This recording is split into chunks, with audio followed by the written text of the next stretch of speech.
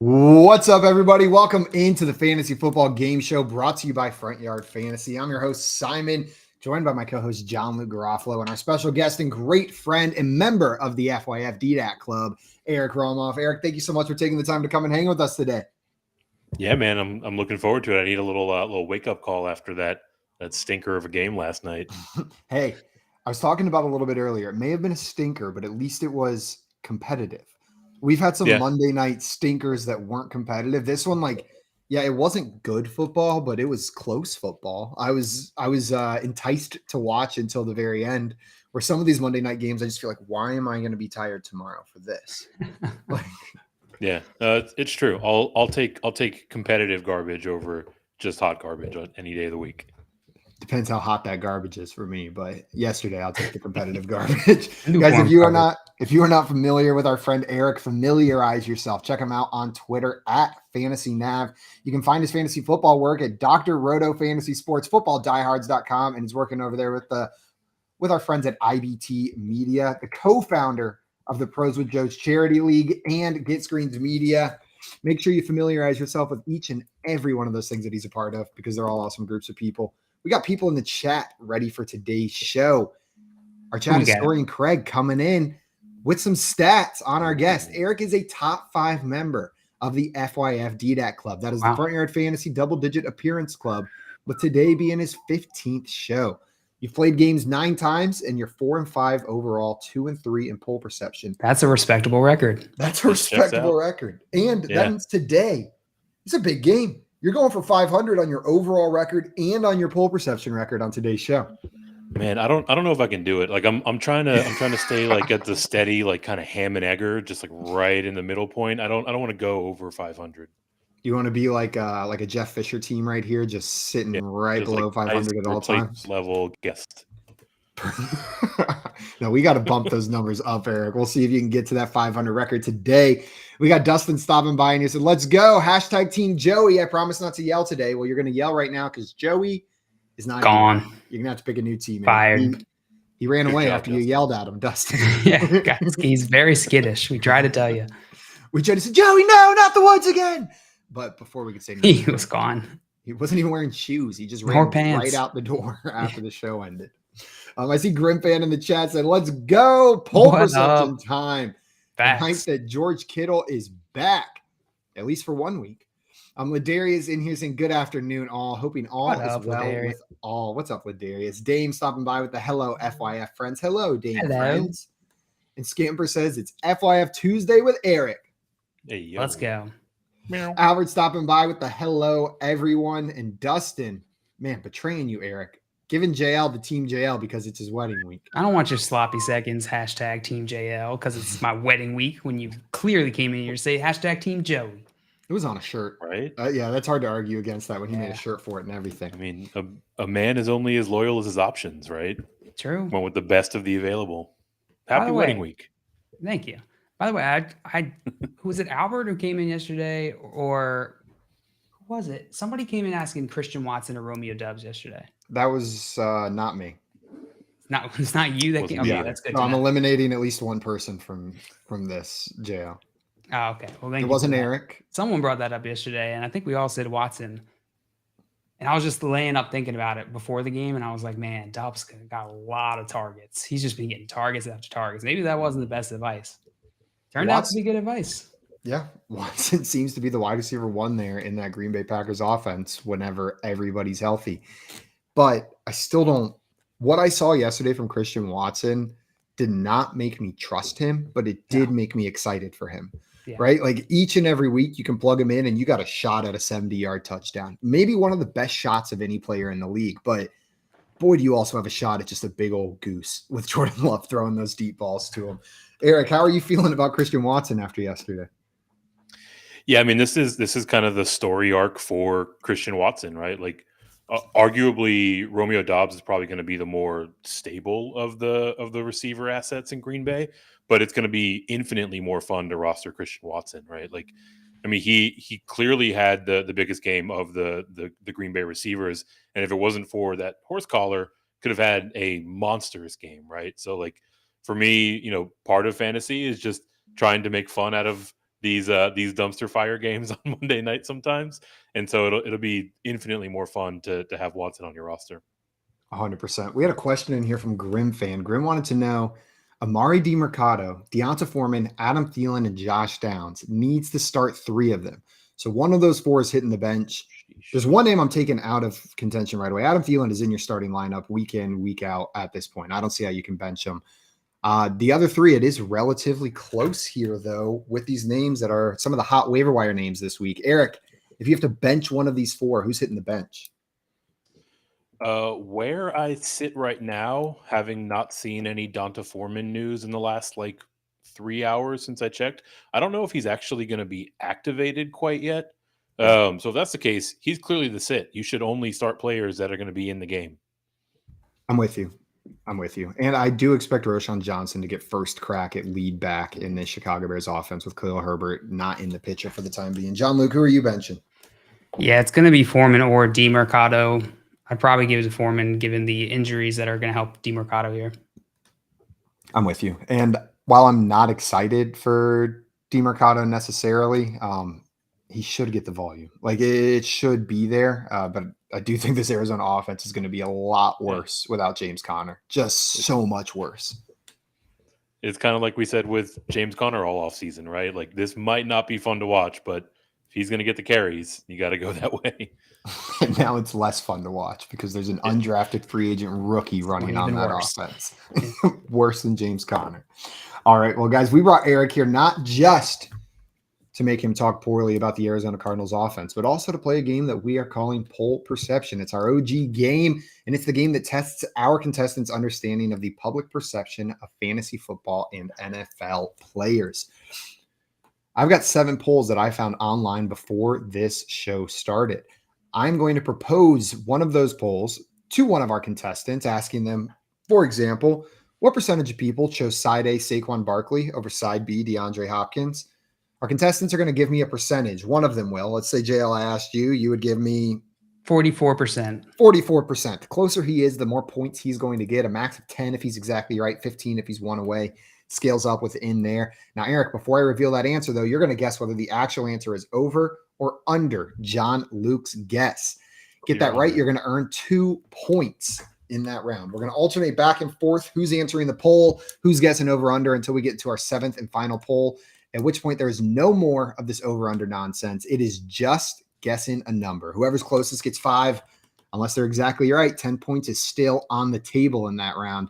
The contestant with the most points at the end of round 7 is our Poll Perception champion for today.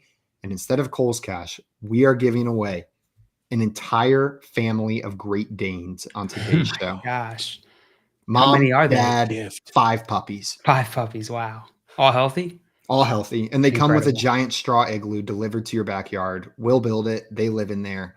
And you just have to Amazing. feed them, care for them, and watch them and love them for the rest of your life. And their lives. And their lives. Hopefully their lives. Hopefully not the rest of your life. Not that I'm wishing demise upon the Great Danes, but I'm definitely not wishing demise upon you, Eric or John Luke. Just math. All right, we got one more question in here from Eric before we get into our game.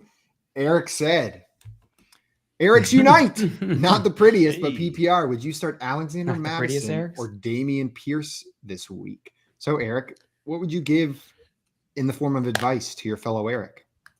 Madison has is going up against. This is not the first Chicago. time I've been called not the prettiest Eric. Look, for me, these are guys that are in pretty similar situations overall. They're getting kind of 55 to 65% of the work any given week. I do think that Dameon Pierce is the more talented runner. And I also think that we're going to continue to see this Houston O-line improve week over week as they slowly start to get pieces back. So these guys are right next to each other in my rankings, but I've got Pierce ahead by 2 spots. Pierce ahead by 2 spots. John Luke, you were just running through it saying Alexander Mattison has the Bears, Dameon Pierce against the Saints. Is that affecting your start-sit choice here? It's affecting it a bit here. The matchups, Chicago has been poo-poo butt water against everyone, their defense at least. And New Orleans their defense has not been too bad against running backs. So this week, while it is close, I think I'll lean Madison. against the league leading PPBW defense. That's an advanced defensive analytic. Points Poo-poo per butt Buttwater. Yeah, of course. Yep. So we got one Madison and one Pierce from you, but it sounds like for both of you guys, they're pretty close. Scamper's coming in saying New Orleans run D is tough. Definitely can be tougher than at least the Bears defense. Grimfan also pointing out the Cardinals did get Tony Jones from the Saints. That's not affecting my judgment of DeMercado, probably because I'm already not that excited, but I do expect DeMercado to probably get, again, I said it with Roschon Johnson, first crack at being the lead back here while Connor's out. Do any of you guys have interest in Tony Jones, or does it detract from your DeMercado excitement? There's not much excitement there. Yeah, especially not for this week, right? Tony Jones isn't going to get in and get up to speed in this offense that quickly. Our friend with the Finnish name is back. Mr. D's Nuts wants to know Montgomery for Devontae Adams, full PPR. John Luke, are you trading away David Montgomery for Devontae Adams? Yeah, I would. Yeah, Devontae Adams is a star. Lock in that wide receiver, and then you can make up the running back position. Eric, are you in agreement here? Montgomery's been a surprise so far to start the year with just how good he's been for fantasy. Yeah, I would definitely take the Adams side as well. Obviously, Montgomery has gotten off to a white hot start. I've traded him away myself in a couple of leagues because I do think once he gets healthy, we're going to hit that kind of midpoint of the season and see Gibbs get incrementally more work. Not a ton, right? I don't think he overtakes Montgomery in his backfield, but enough to where right now is probably close to peak value. So like moving on from Montgomery after that big week last week. Eric and you said, I meant the choice between these running backs. Don't worry, Eric. You're the prettiest. The prettiest, Eric. Out of all the Erics. I love you, it. Sir, are the prettiest. Well, prettiest, Eric. We are about to get into our game of poll perception here. I explained how it worked already. And Eric, you are up first in today's game. Are you ready for your first poll? I'm ready. Okay, here we go. I'm going to need a percentage from you. What I want to know is, which side do you prefer in redraft? Side A, Breece Hall. Side B, Isaiah Pacheco. What percentage of people said side A, Breece Hall in this poll? Wow. I believe, at least heading into last week and then solidified by their performances, there's going to be a fair amount of momentum on the Breece Hall side of this. About time. I'll say 57% went side A. 57% want side A, Breece Hall. Lock it in. Okay, 57%. John Luke, what percentage of people do you think want Breece Hall in this trade? Irrelevant. I'll take the over. That is what I meant, and thank you for taking the over on that one. We got 57% from Eric, the over from John Luke. And it's a reminder to everybody watching, if you've never been here with us before, play along. Throw your guesses in the chat. If you're very right, we'll shout you out. If you're very wrong, we'll also shout you out, just in a more mocking tone, just like that. And if it's a very average guess, we'll all just move on with our day and probably never think about it again. All right, the guesses from the chat. Scampers came in with 96%. Andrew coming in with 72% for Hall. Dame with 88%. Craig's got 90 in here. Ladarius with 81. Albert with 69%. Grim with 37%. Tim thinks it is 71%. And Herm said probably like 90%, but TBH, it's close if you think about it. Thinking maybe the value is close, but he thinks the poll is at 90%. Well, the actual percentage of people that chose Breece Hall over Isaiah Pacheco in this poll was 95%. 95% on the Breece Hall side here over Isaiah Pacheco. Wow. I don't know if it's the stink around Pacheco or the excitement around Breece being unleashed, but this was heavy on that side. Unfortunately, no points for you, Eric. John Luke, that's going to be 2 in your bank. Eric, which side of this are you preferring? Are you on the Breece Hall side like the majority of the people answering this poll? I am. That's why I put a greater than 50% chance on it. Apparently, Herms was right. Not a whole lot of people are thinking about this, according to his analysis. Look, it's a great game coming against Denver, which Vance Joseph is the prince that was promised for fantasy football purposes, right? So, like, we're talking about a ceiling game performance. I do think we're going to see him continue to split work in this backfield, right? Like, obviously, the shell of Dalvin Cook is there, but also Michael Carter is still getting touches for some random reason, right? So, like, he'll have these ceiling games, but I also think that, over the course of the entire season, he's probably only going to be incrementally ahead of Isaiah Pacheco. But right side by side, that I would certainly go on the Brees Hall side. Isaiah Pacheco, to your point, is currently averaging 2.5 points more per game than Brees Hall. And I know that sounds small, but if you expand that out over a season, that's a decent chunk. Right now, it's just the difference between like RB8 and RB13. We put that at the end of the season. It's getting a little bit dicier. Or sorry, not RB8 and RB13. RB13 and where's Brees? So like RB20-ish, I think. I think that part of that is just a small sample size. Yeah, for sure. It's 5 games. Brees Hall was limited to start out in the season. I think what's really affecting this is going to be that draft capital, right? That name, that Brees Hall name. People had a lot of high hopes for Brees Hall, even if they were worried about the injury concern. I mean, as recently as last year, people have been hyped on Brees Hall and can remember what he looked like. So yeah, I think this makes sense to me. I think what's interesting to see where Pacheco lands in redraft come next season. Absolutely. I was going to ask you guys, do you think Pacheco is being underrated right now? He's been relatively consistent, especially the last 3 weeks has shown up and been very startable in one of the best offenses in the NFL year in, year out, seems to be the lead guy, but it doesn't feel like people are talking about him as a must start kind of running back. Eric, are you viewing him as maybe jumping up a tier by season's end, or is he going to kind of smooth back down to what we expected from him? Yeah, I think this is more just about market perception than anything else, right? Like that kind of steady contribution that we've gotten from Pacheco so far is largely what I've got him projected out for down the stretch run. It's just, most people look at this Kansas City offense and think of it as a pass first offense. Obviously, with Mahomes back there, they think of Jerick McKinnon as the receiving option, even though Pacheco's, slowly getting some work as a pass catcher. So I don't know if anything, materially changes about his fantasy value. I think what's subject to change is how he's perceived in the fantasy space. Shout out Mr. Scampers for the closest guess on that one. 96%, only 1 percentage point away. Nice. Damn, Cat. Nice job. Before we get into our next poll, JL has a small lead here. We're going to look at some of these questions. A and J Films in here wanted to know, would you trade CD, Joe Mixon, George Kittle for Travis Kelce? Or is that too much? That's far too much. Too much. Too much for you guys as well? Yeah, way too much. It is. I mean, I honestly think CD for Kelce is a fair trade. Like just those two players straight up. Yeah, and I would probably land on the CD side. Me too. Take the CD side, yeah. But like throwing those other two players in there is way too much for me. Yeah. A and J. Yeah, especially given the injury to Kelce this past week, it's just not worth it. I mean, maybe given the spike week from Kittle, you might even be able to peel CD out of that offer altogether. See if you can't get over to Kelce for Mixon and Kittle.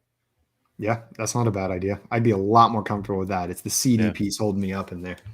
Notorious TBG wanted to know, are the Cowboys D a bench this week going up against the Chargers offense? Are you benching the Cowboys this week against the high-powered Chargers offense, Eric? Probably not. This is still a very capable defense, and with how back-asswards fantasy scoring is for defenses, you're really just looking for turnovers and touchdowns, and whether or not it's against the Chargers and their high-flying offense, I think that the Cowboys defense has a pretty good shot of that in any given week. So, and unless, there's a golden streaming option out there, I'm probably going to stick with Dallas this week. A trade question in here from Brad. Brad wanted to know, I have Cooper Kupp and Justin Jefferson. Kenneth Walker is pretty much my only running back I'm confident in. Do you think Justin Jefferson and Brian Robinson Jr. for Bijan and Mike Evans is a worthwhile trade for that team? So Justin Jefferson currently injured. John Luke, are you making this move? Yeah, I could make this move if you can get it done. The way I'd be thinking about it is trading Justin Jefferson for Bijan Robinson and then Brian Robinson for Mike Evans, which might be a little backwards, but I'm doing that based off of where their values are. Yeah, where their values are.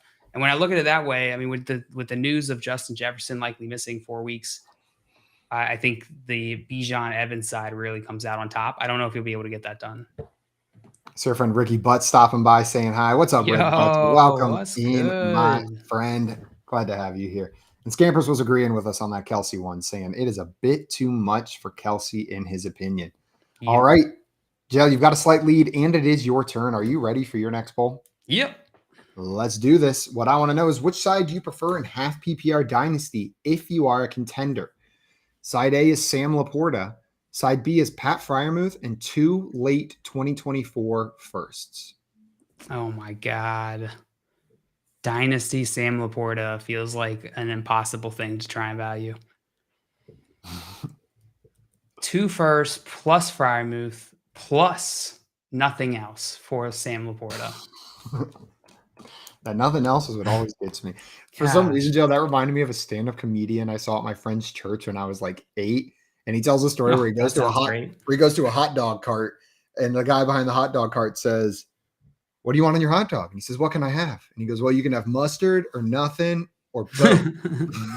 Or both. Yeah. And he said, "Give me both." I want mustard and nothing. And See how you pull nothing. that one off. Well, JL, 2 late firsts, Pat Freiermuth, and nothing for Sam Laporta. 38%. 38% on the Sam Laporta side. Yep. This Sharpie's dead, so we're just writing in indentation Nice. right now. Just an exercise. It's just indenting. I have to like squint to see what I wrote down there. Eric, do you think the actual answer is over or under John Luke's guess of 38%? Oh man, I'm still rocked by you just breaking the fourth wall and talking about your device of a worthless Sharpie. That's probably exactly where I would put that line, which is maddening. So thank you, JL. There is another option. You can queen B if you would like to do so. And it's just never been hit, but you can go for the glory. Man, there's so much Sam Laporta hype out there. Sam Laporta. Look, those 2 firsts are pretty handsome capital in a very appealing draft class. So I agree that it's the majority of people that would want that side of it. And I'll take the under here. I think more people want those firsts. The under from Eric on this one. Well, we got some guesses in the chat. Herm's coming in with 100%. And then says, if it's not 100%, I will riot. The last time the chat rioted, we had problems. Got to talk to you about your reasons for rioting, Herms. Come on. You need more of them. You need more. Yeah. In here with 71%. Grim fan with 65%. Albert thinks it's 54%. Ricky Butt says it is 41%. Scampers wants a hot dog right now with crispy onions on it. But Darius says 47%. Dame with 55%. Craig coming in with a hot 60. Don't like that. A hot 60. I forgot what I was doing. I just started thinking about which 60-year-old I knew was the hottest.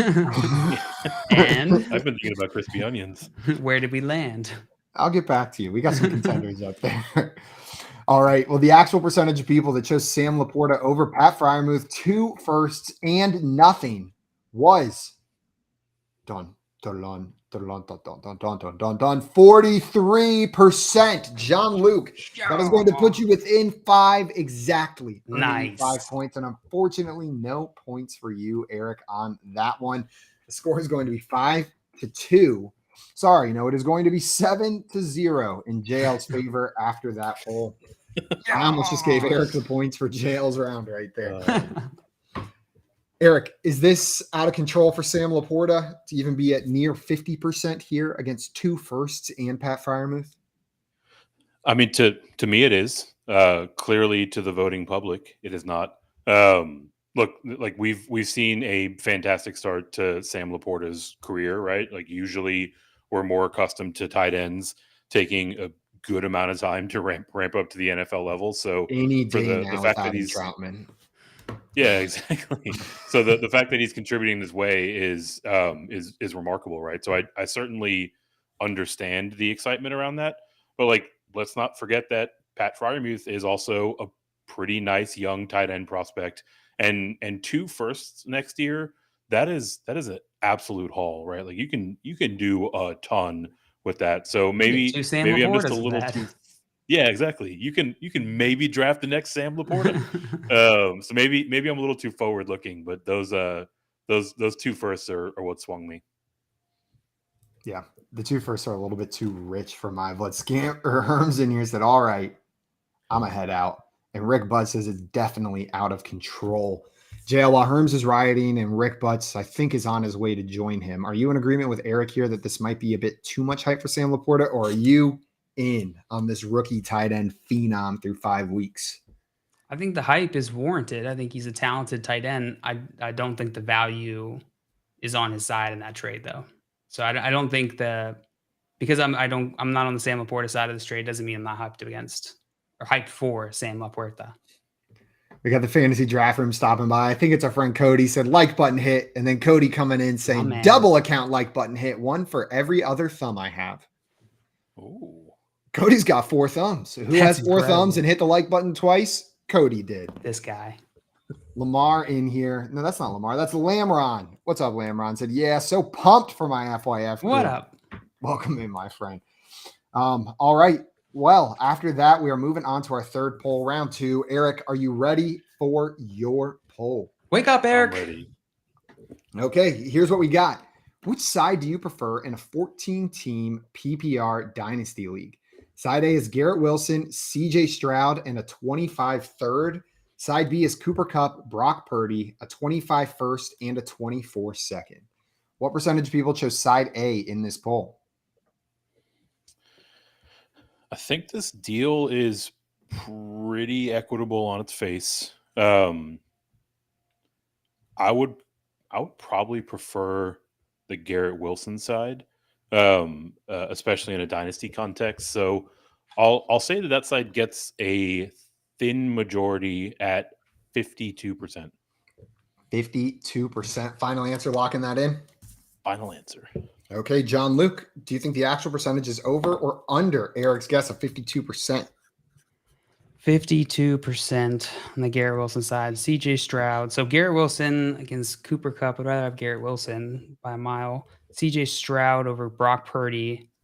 It's pretty even. 2025 third for a 2025 first and a 2024 second. I don't think that's. I don't think that's enough. I think he went with 52. He went with 52. 52. I'll take. That's a good one. I'll take the over. JL taking the over on Eric's guess of 52%. We got some answers in the chat. Dame coming in with 58%. So in relative agreement with you. Scamper says 81% because Purdy hate. Herm says, I think it's 65%, but I'd rather have side B. He wants the Brock Purdy Cooper Kupp side. Really? Albert in here was 63%. Craig was 60%. Ricky Butts was 61%. And Herm says, I've officially been Purdy pilled. Between him and those early picks, I'm like, I bet. Give me Purdy. Grim Fan coming in with 63% as well. Well, the actual percentage of people that chose the Garrett Wilson, CJ Stroud, and 25 third side of this trade was 48%. Eric, that is within 5, is going to earn you 5 points. You were exactly right that the margin was going to be 48 to 52. You just had them flipped a little bit. Luckily, it was close in the middle. Are you taking the Garrett Wilson side of this one, Eric? I believe you said. Yeah, I would. For me, I try to live by a pretty hard and fast set of rules around age guidelines for different positions, and Cooper Kupp is relatively old by NFL wide receiver standards, and you can still get pretty handsome value for him in the dynasty trade market, right? So where I had Cooper Kupp, I've been trading him or trying to trade him. I would much rather get 2 very young, very promising upside candidates and move around some draft capital, right? Like never love sending out a first rounder, but if we're talking 2 years out, hopefully by that point, these are guys that are that I'm getting back in Wilson and Stroud that are really hitting their stride, and the value of that 25 first rounder is incrementally lower. So would definitely prefer to be on the Wilson side by a pretty good margin. John Luke, it sounded like you were on that side as well here. Herm's in the chat and some others in the chat kind of voicing they like the Purdy side, but are you sticking with Wilson and Stroud? This is one quarterback as far as the poll told us as well. Ooh, okay. Yeah, I guess the quarterbacks don't really play too much of a factor here.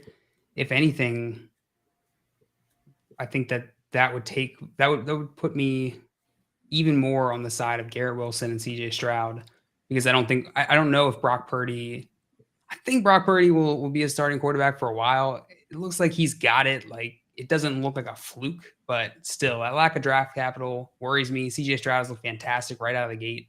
I think he's probably going to have more value even one quarterback league. But Garrett Wilson really is the piece here that I want.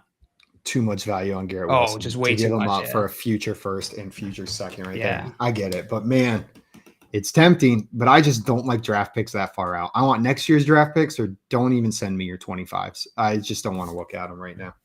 Unless you're giving me a real big discount, because I'm going to have to sit on it. All right. Well, the score is now 7-5. Eric coming back strong with that poll. Before we get into the next one, Grimfan had a question for us.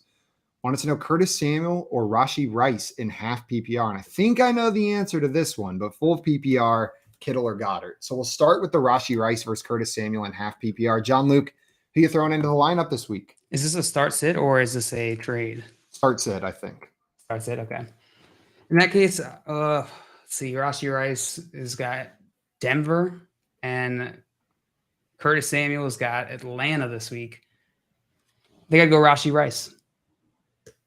I'm going to go the other way on this one. I'm going to take Curtis Samuel. 2 weeks in a row as a wide receiver 14 or better, and seems to be the second read for Sam Howell after Terry McLaurin. I'm not too scared of the Atlanta defense, but I'm scared of both of the offenses in that game. Yeah. This the one thing I like here is that the Commanders have shown that they're not afraid to let Sam Howell throw the ball 50 times in a game. They let him do it once. They might let him do it again. Atlanta's going to do their best to stop that. I just have more trust in Curtis Samuel's involvement. His targets seem secure. Rashee Rice, I could see him getting 2 targets in this game, and I wouldn't be too shocked. Where are you going, Eric? Break the tie. I get to break the tie. I'm going to go with boring-ass Curtis Samuel.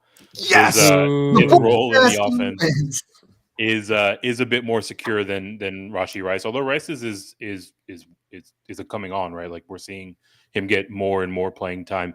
He's still not, getting a pile of snaps or routes, but we asked this question in a month, it might be a very different answer. The thing that really pushes me over for Curtis Samuel is I am afraid of this Atlanta defense, specifically their perimeter cornerbacks.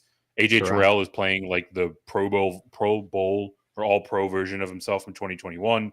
Jeff Okudah has really stepped up since he returned. So they've actually been funneling a lot of their passing attempts towards the center of the field, towards the slot receivers and towards the tight ends.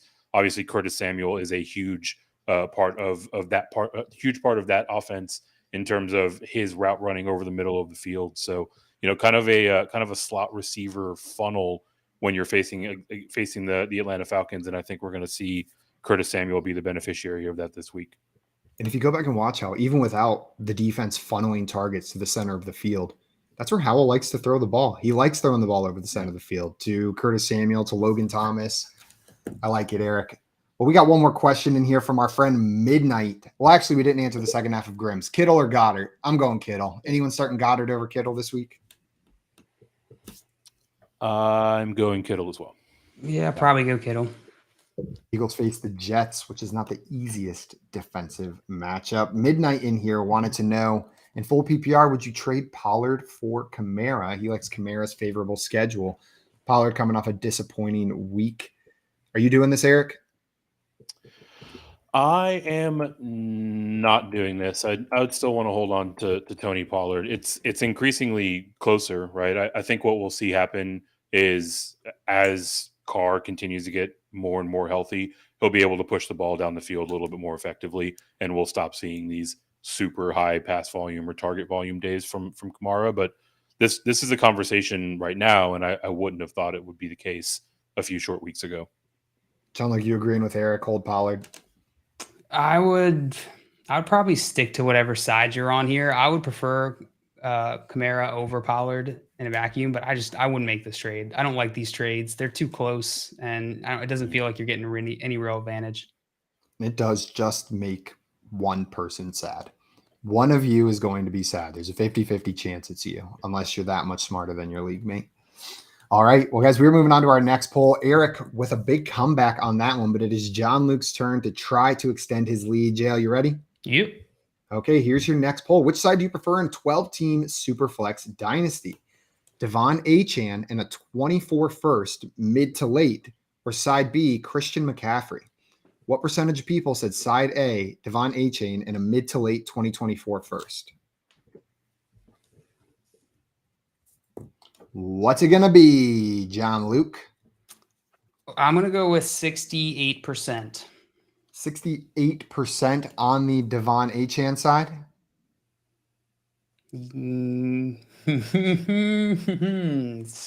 Yes.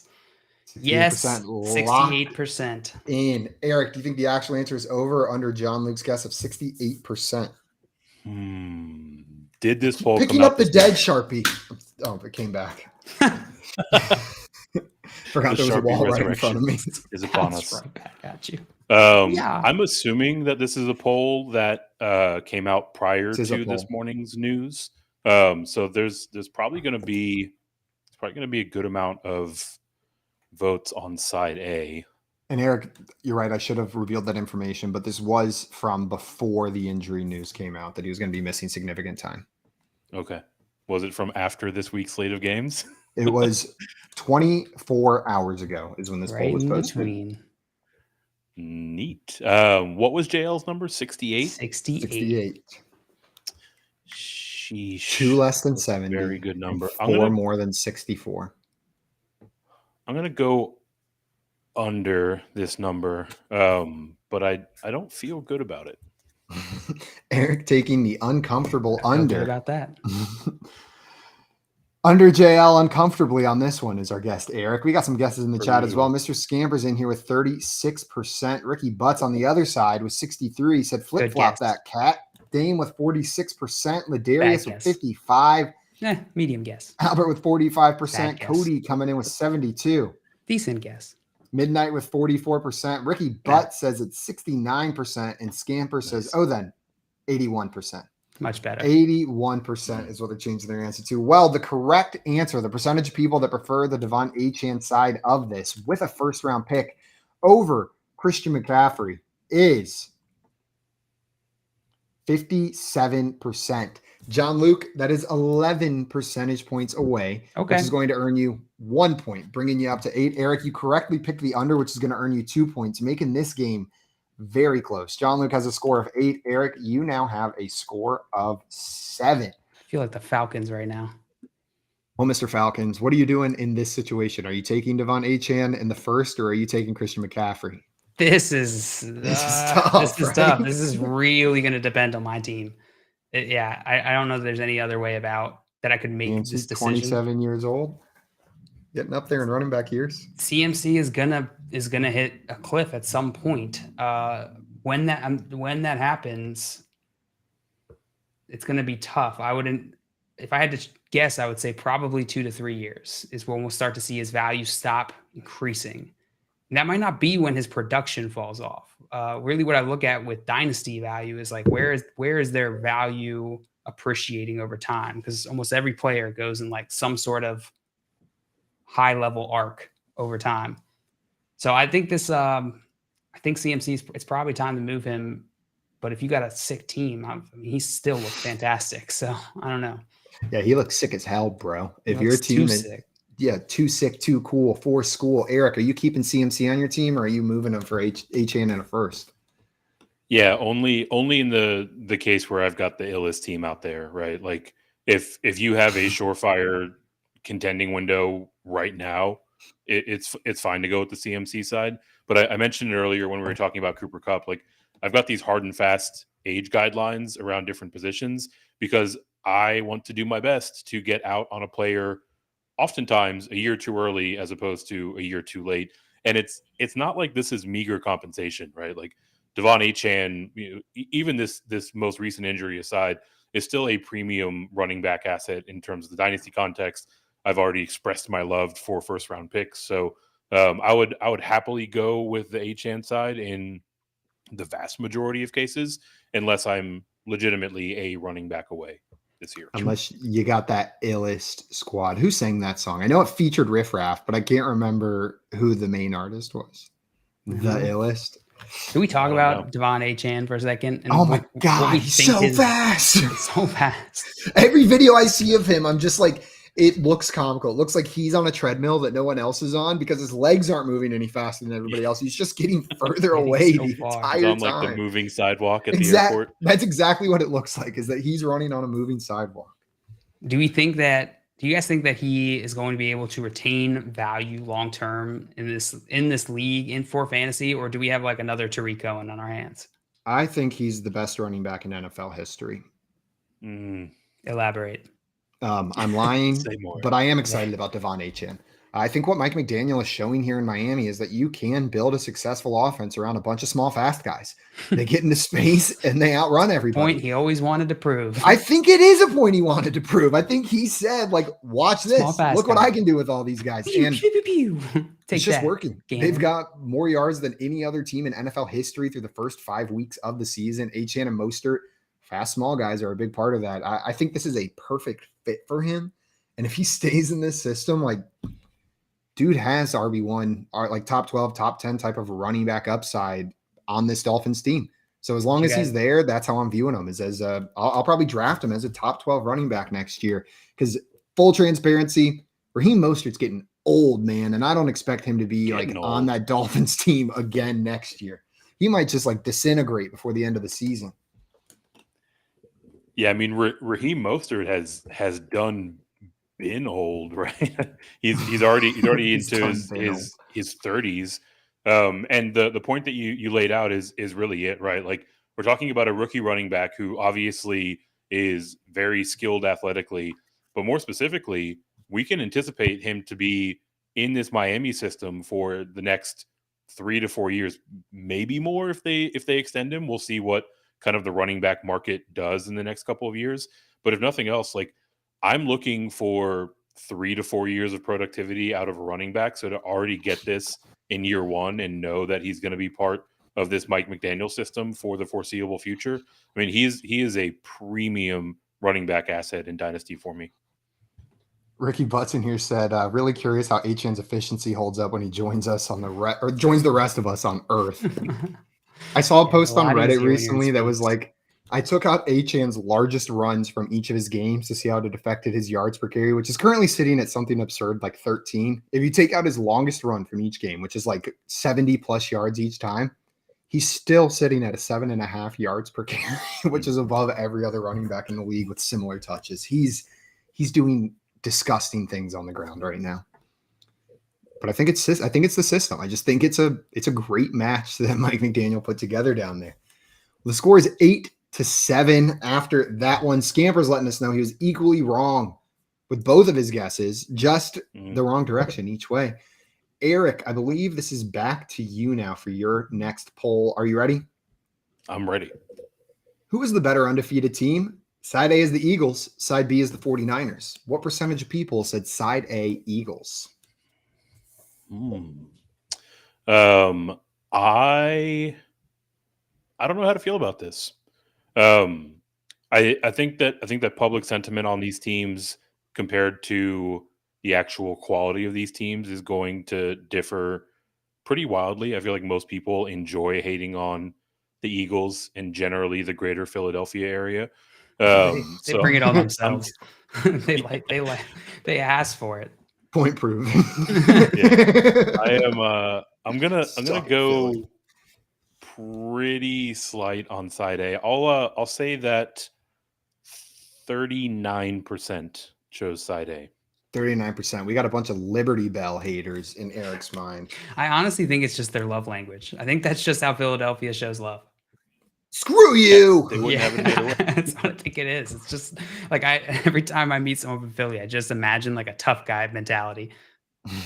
I'm walking here, except in Philly.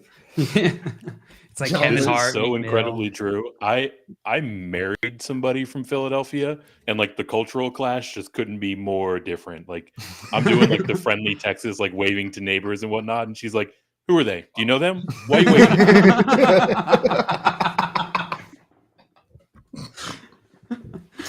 Oh, that's incredible. Oh, no. All right. Well, Eric locked in 39% on the Eagles. John Luke, neighbors, are you taking the over or under even on Eric's guess here? What was the guess again? It was 39. 39. I wrote 44% down. which doesn't make me feel too good about this because that's a pretty good line. Then I'll take the over still. Jail taking the over. I thought for sure you were about to just say, I'm taking the under after your guess was over. We have some answers in the chat on this one. Mr. Scamper said 33% Eagles, incorrect. And they're wrong. Midnight with 42%. Herm said 12% because Eagles fans are Eagles fans. That's very Rick true. coming in with 27. Ladarius with 38. Cody saying 31%. Albert thinks it's just under half at 49. Dame coming in with 33. Too low, and Tim Dame. said 0. Get out of here, Tim. 0% on that side. Herm is making a lot of sense, though. I gotta say, Eagles fans are Eagles fans. They are. And let me just tell you, Herm's logic was bulletproof because the actual percentage of people here was 13%, 1 percentage point above Herm's. People are buying into that 49ers hype right now. And I think what it is this Eagles team, they've won every game, but have you watched an Eagles game and thought, man, this offense is humming? I haven't thought that a single time it hasn't felt like they've been the Eagles we saw last year. That offense we expected, the defense we expected. The secondary is not a top secondary in the league through the first 5 weeks. You look on Sleeper, it's a green matchup. They're giving up points to wide receivers out there. I think that plays into it. Eric, which one of these teams do you think is better, the Eagles or the 49ers? I still think the Eagles are better. They've taken a step back on the defensive front. I think we're going to see them kind of get back into form as we go down the stretch run. We already talked about all of the Brock Purdy love or uncertainty. I mean, it's a legitimate question mark in terms of his ability to carry this team through a playoff run, right? So far, so good. He's been great. I don't want to catch any of that heat, but it's fair to say that it's an open question. Whereas with Jalen Hurts, you have a quarterback that can impact the game in so many ways. And really the reason why I think we saw such a wide disparity is all of those games with the Eagles, including ones where they had to go to overtime against the Commanders, none of them were ones where they were just absolutely stomping all over what at the time was considered an NFC contender, like the Cowboys on Sunday night, right? So I think it has as much to do with the kind of quality of opponent and their ability to go out and just run it down their necks in those games. So this is a very close comparison, practically speaking, but I'll go with the Eagles side by a hair. Tim was our next closest in the chat with his answer of 0%. Very close to that one. Only 12 percentage points away, Tim. You and Herms were the only ones who would score in that, or 13 percentage points away. Nice job, my friend. Lucas in here had a question for us before we get into our penultimate round. How about Achane for Pacheco and Dobbs? No, it's too rich. Even with Achane expected to miss some time? No, I would rather have Pacheco and Dobbs. Sorry. I would make that trade, I guess, if you're reading for that way. Yeah, I think Pacheco and Achane are probably similarly valued. Maybe Achane after this week has moved ahead. Man, I do prefer Achane out of all of these players the most, but the injury over Dobbs into this. Over Romeo Dobbs, yeah, absolutely. With Christian Watson back in that lineup, Achane is the number 3 running back on the season so far in that Miami Dolphins offense, and Romeo Dobbs just got sidelined for Christian Watson in a game where he should have been peppered with a couple more targets, short range. It's close, but I think I stick on the Achane side. What are you doing here, Eric? I'm actually with JL. I'm going to go with the Pacheco and Dobbs side. Look, depth is highly underrated in terms of fantasy football, and I think you're adding to your depth overall. Obviously, you now have to navigate the upcoming weeks with Achane on the shelf, but also, my perspective along with Achane is this is a guy that's going to get 10 to 12 touches every single week. He's skilled enough to where he can do amazing things and be the RB1 in any given week with those limited touches. But there's also going to be weeks where he's going to turn in, 11 touches overall for 45, 55 yards, right? So if you have him in redraft, you just have to have him in your lineup so you can catch those good weeks when they come across. Now we're not going to see the larger sample to kind of materialize that over at least the next month, but on the whole, I think your roster is going to be better off from a depth standpoint going with the Pacheco and Dobbs side. Ricky in here wants to know Roschon Johnson or Amari DiMercado rest of season. John Luke, who's it going to be out of these two? I think I'd rather have Roshan Johnson. Me too. I think Roshan has value when Khalil Herbert comes back. I think DeMercado has no value when James Conner comes back. Yeah. So I'll take the permanent value over there. All right, we are moving into our penultimate poll. John Luke, this one is yours. You have a slight lead of 8-7. Are you ready? Aye, Cap. What I want to know is which player would you prefer in Dynasty? Side A, T. Higgins. Side B, DJ Moore. What percentage of people chose T. Higgins? Ooh, what's their age difference? I think Higgins has got a year or two on Moore. What's my age again? Or a year younger or two. I'll go with 61%. 61% on the T. Higgins side? Yes. Locking it in? 59%. 59%. Locking that in? Locking that in. Okay. Well, Eric, the actual percentage of people is what you have to figure out. Is it over or under John Luke's guess of 59%? Can I queen bee between his two guesses? No, I think this is going to be an under. The age difference is a consideration. It's not huge, right? Like DJ Moore is still 26. I think T. Higgins is 24, might be turning 25.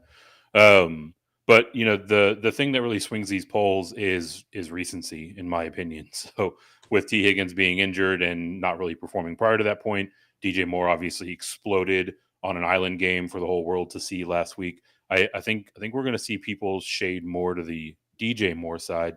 So I'll go under 59% on side A.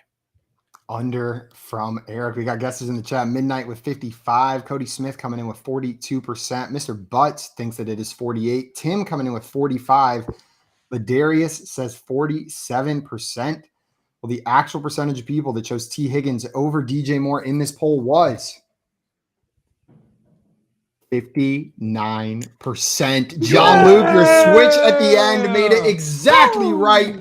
10 points for you and a dagger to the heart of Eric right at the end. You could have queen beat that for all the glory. He almost did. I thought you were going to. it. Eric, right you said it out loud. Oh my God. It was right on the tip of your lip. I'm not even upset. I'm just impressed. Well, JL, that gives you a pretty nice lead here of 18-7. The best day of my life. Unfortunately, this game is out of hand, but you can get it to 17-18 if you get this last poll exactly right. And keep me from getting 28 points. You can stop JL from extending this lead even further. You guys ready for the last poll here? Yep. That's it. You got pen and paper ready? Yep. Perfect. Who is the worst team in the NFL? Side A is Panthers. Side B is Patriots. Side C is Broncos. And side D is Bears. Cardinals. What percentage of people said Panthers? Panthers.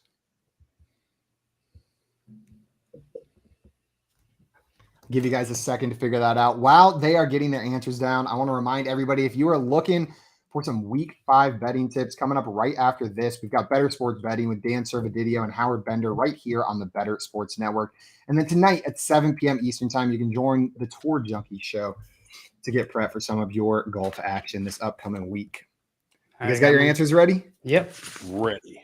Let's see them. 59% from John Luke and 29. 29% from John Luke. And is that 31 from Eric? That is 31. JL, Okay. did you write that so that your camera would invert it? You madman. No, that was my answer to the last poll was 59%. He just inverted his camera. Yeah. Oh. I think there's a button that does that. All right. Well, we got some guesses in the chat here as well. Ricky coming in with 59% and also saying the Vikings are the worst team in the league. Ricky has 36%. Scampers with 69. Ladarius with 33. Cody Smith with 22. Midnight with 23. Tim coming in with 35%. Oh. Well, the actual percentage of people that said the Panthers are the worst team in the league. I am not effing around. It is 31%. Eric, you have made the score of this game 17-18 with back-to-back nailed predictions, guys. Nice job to end. You couldn't let me have the glory. Now I win, but is that really what anyone's going to talk about? No, Oh my God. we've 17 forgotten to to the 18. sands of time. Well What done, a Eric. guess there at the end, Eric. Tying this game up almost. It's a moral tie, is how I'm feeling. Yeah. JL, congratulations on your victory. You survived the garbage time comeback. Let's go. And Eric, I'm just going to call you Blake Bortles because that was the best was garbage time incredible. performance I've ever seen right there at the end. Didn't You add just added 4 fourth quarter touchdowns whenever you were down by 50. You would not be the first person to call me Blake Bortles. Hey, I'd be complimented each and every time someone compared me to that beautiful man. Well, guys, that is going to be it for us today here on the Fantasy Football Game Show. We got a couple questions in here before we jump, though. I see Duffy in here had a question for us. Said traded Henry for Waddle and Brian Robertson because Jefferson went down. How we feeling about that? Look, Duffy, I don't mind this trade. I think Derrick Henry's value right now is still a little bit inflated by his ADP when what we've seen on the field and how the Titans have used him through 6 weeks isn't quite matching that. Eric, how do you feel about this? Yeah, kind of setting the Jefferson stuff aside. Like obviously there's a need there, but I don't mind moving on from Derrick Henry. I think you're getting solid value from him with B-Rob back, and you're buying low on Waddle. We saw him score the early touchdown last week, and then was kind of second fiddle to everything else, namely Devon Achane. But getting Waddle at this point is probably as close to full value or full replacement level on what you're losing with Justin Jefferson as you can get. John Luke, you agree in here? Yeah, fully agree. All right. Well, Gabriel in here, another question for us. Jay, I'm going to throw this one your way. Kamara and T. Higgins for Tony Pollard and standard. You doing this? No, I stay on the Kamara Higgins side. Yeah, that's far too much in my mind. Eric, you agree? I would agree. And then one more in here from our friend Leo. Leo wanted to know traded Kelsey for Puka, Mostert, and Devonta Smith. Is this a good trade? Has Ingram as well?